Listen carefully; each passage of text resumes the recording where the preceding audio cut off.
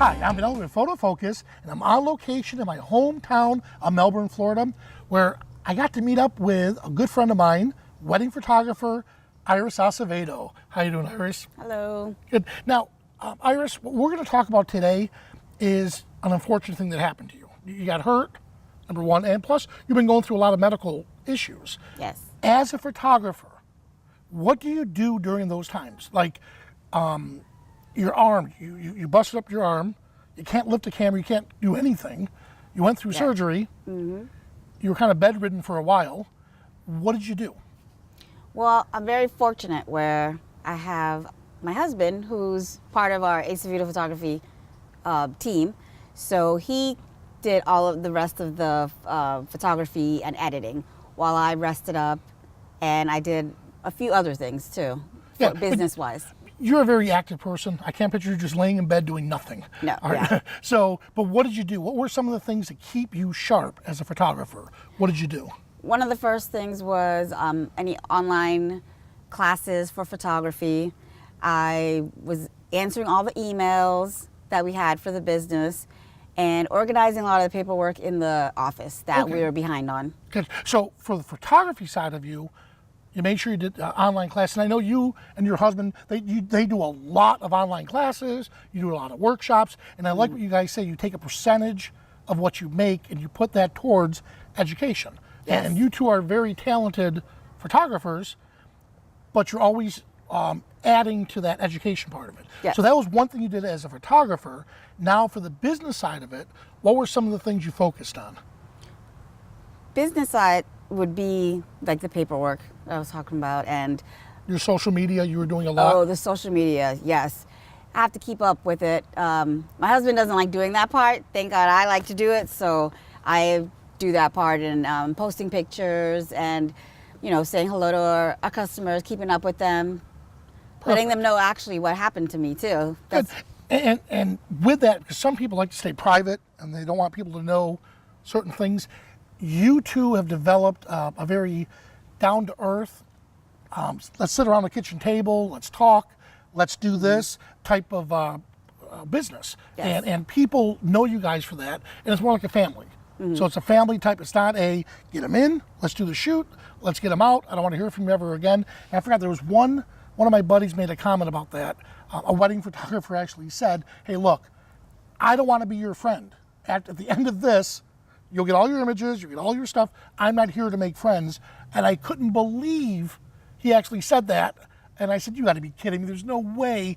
And he has a very successful business, but each person doesn't have that type of personality. So if they don't have it, in his case, he embraced it and actually is working good for him. In your case, you guys are very family orientated and you're very approachable. Yeah. So that worked out really good. And we really love our friends too. And then even the new friends, when we do weddings, we keep in touch with everyone afterwards. And then it helps because we'll do their wedding, then their pregnancy, the maternity. And and if they want us for more, then we will do more. We focus more on weddings, but we will do other photography too.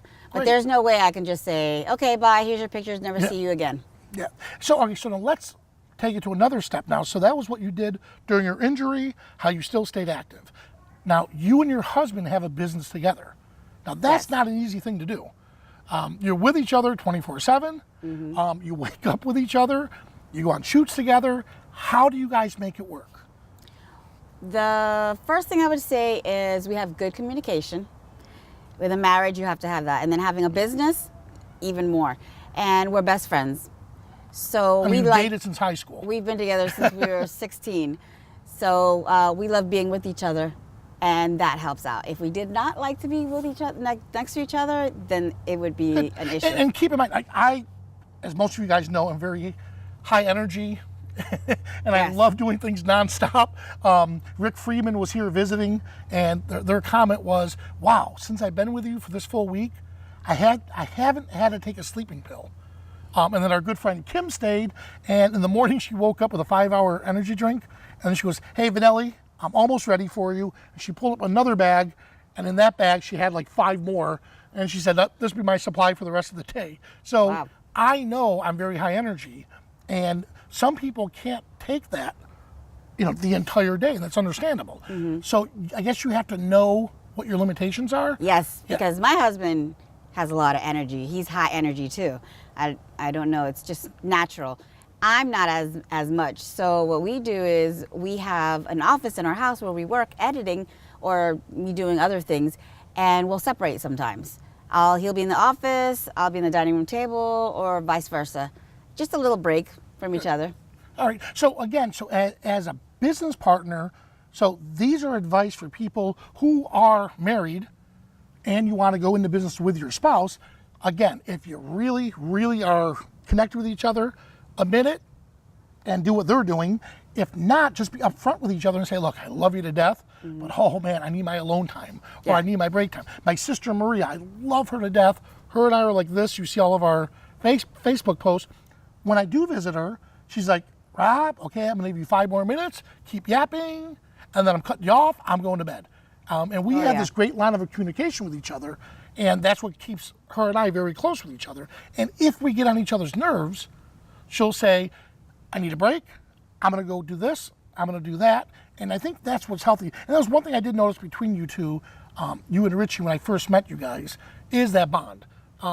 Watching you two work together as a team, it wasn't bickering back and forth, because I've seen that before, and it's extremely awkward. When people are yelling at each other, especially at an event. Yeah. And it gets a little like, so imagine if, your assistant or somebody is there feeling it, imagine what your client's feeling. Yes. And that was actually one of the things that we spoke about when we started doing weddings.